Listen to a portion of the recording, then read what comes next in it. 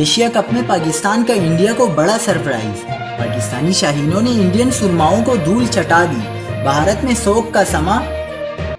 تازہ ترین ویڈیوز کے لیے چینل کو سبسکرائب کر کے بیل آئیکن اور آل نوٹیفیکیشن پر کلک کریں۔ آپ کو بتاتے چلیں کہ ایشیا کپ کے سپر 4 مرحلے میں پاکستان کرکٹ ٹیم نے انڈیا کو عبرتناک شکست دے کر اپنی ہار کا بدلہ لے لیا۔ محمد رضوان اور محمد نواز نے پوری قوم کے دل جیت لیے۔